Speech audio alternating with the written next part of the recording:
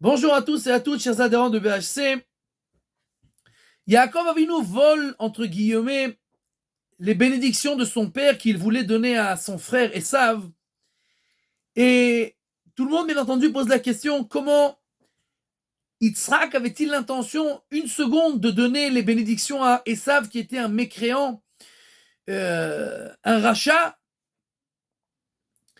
Et en fait, si on réfléchit une seconde, Yitzhak avait deux possibilités devant lui.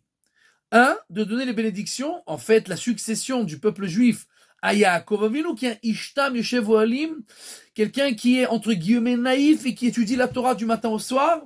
Et de l'autre côté, il a Esav, qui est une crapule et il le sait, mais c'est quelqu'un qui sait s'occuper de ce monde-là. Et la Gemara nous dit qu'un endroit où le dirigeant est un rave, il ne faut pas habiter là-bas. Pourquoi? Parce que le rave, il étudie, il ne sait pas exactement ce qui se passe, il n'est pas dans les choses de ce monde-là. Et pour le peuple, c'est pas toujours la meilleure des choses que quelqu'un qui dirige, il ne soit pas connecté à ce qui se passe dans ce monde-là. Donc en fait, Yitzhak réfléchit, il dit, il vaut mieux que je donne à Esav, qui est peut-être pas le plus grand des tzaddik, mais qui aura son frère avec lui. Lui, il sait s'occuper de ce monde-là, il sait s'occuper du peuple, etc.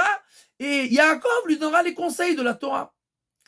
Et quand est-ce qu'il comprend Yitzhak qui s'est trompé? Ben, tout simplement, quand Yaakov lui montre que lui aussi, il sait être un politicien. Il sait aussi mentir quand il faut. Il sait aussi faire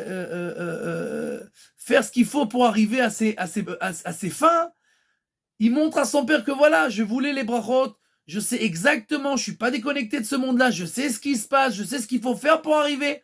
Et c'est pour ça que quand Yitzhak découvre que Yaakov a pris les brachot, il dit Gambarouchiye. Il accepte les bénédictions de plein gré de lui avoir donné. Pourquoi? Parce que en fait, finalement, il a découvert que Yaakov avait tout en lui. Et la Torah, et la droiture, et connexion à 100% à ce monde-là, qui sait exactement comment on doit se comporter, comment on doit faire pour amener le peuple à ses besoins, pour amener à recevoir ce qu'il a besoin. Et donc, en fait, il accepte les bénédictions qu'il a données à Yaakov. Et ce sont ce genre de dirigeants que nous avons besoin. Des gens qui sont d'un côté connectés à ce monde-là et qui savent exactement comment faire pour aider le peuple juif à avancer, et de l'autre côté, qui sont incrustés dans le monde de la Torah, qui sont incrustés à l'étude, qui prennent conseil chez le rabbanim, et comme ça, on aura tout ce qu'on a besoin pour diriger le peuple de la meilleure des manières.